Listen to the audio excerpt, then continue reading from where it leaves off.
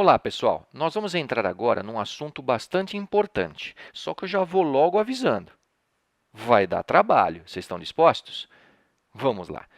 Como uma espécie de introdução ao assunto trabalho, é preciso conceituar a grandeza física chamada energia. Vamos tomar esse processo mecânico, essa situação mecânica aqui. Um ciclista em movimento saltando de uma rampa. Ok. A energia está associada a corpos.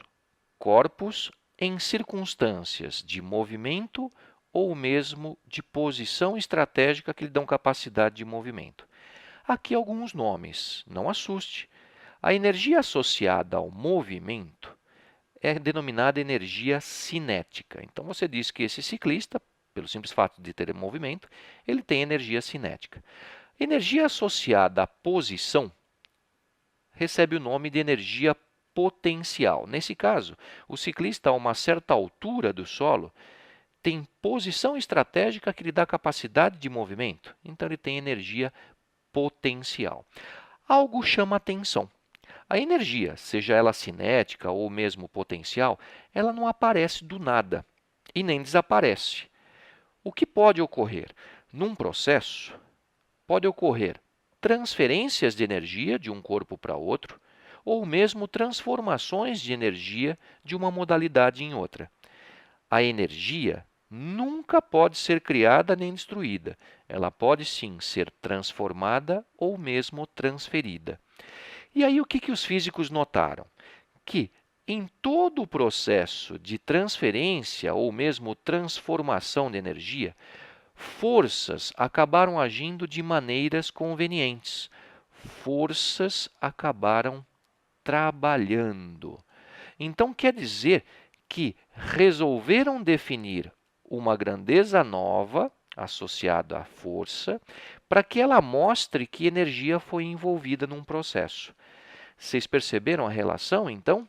O trabalho e a energia são bastante íntimos, né? As forças acabam trabalhando para que a energia seja transferida para os corpos, ou mesmo transformadas numa modalidade em outra. Ok, agora como calcular esse trabalho, né? Nesse próximo slide, nós vamos tratar aqui uma força de intensidade, direção e sentido constantes, tá? Então, considere a força F, com ângulo θ em relação ao deslocamento do corpo.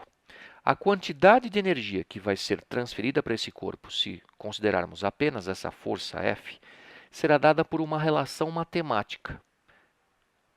Trabalho da força. O símbolo aqui é uma letra grega, é o tau.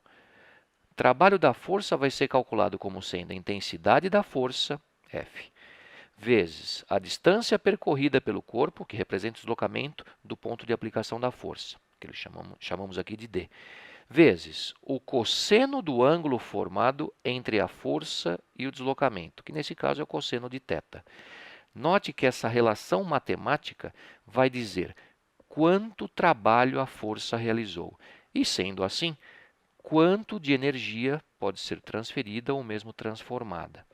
Agora, analisando as unidades no Sistema Internacional de Unidades, no famoso SI, e sempre que você quer falar de unidade de alguém, você coloca o alguém entre colchetes, a unidade de força é o newton, a unidade de distância é o metro, o cosseno é adimensional. Newton vezes metro recebeu o nome Joule. Então, trabalho no Sistema Internacional de Unidades é dado em joules.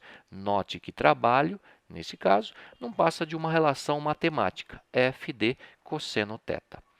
Ok, mas e se a força que aparece aqui agindo no corpinho não for constante? Imaginemos uma força que varia. E aqui, para calcular o trabalho de uma força que varia, a tacada de mestre vai ser você pensar que essa força tem uma componente na linha do deslocamento. E essa componente é a tal F já multiplicada pelo cosseno do ângulo θ, o cosseno do ângulo formado entre a força e a linha de deslocamento, que aparecia até no slide anterior. Ok, imagine que a força varia, então o F cosseno vai variar. Sim? Considere esse gráfico da variação da força conforme o corpo vai se deslocando. Como calcular o trabalho? Tire de uma propriedade gráfica, que é a área. O trabalho aqui vai ser numericamente igual à área achurada nesse gráfico.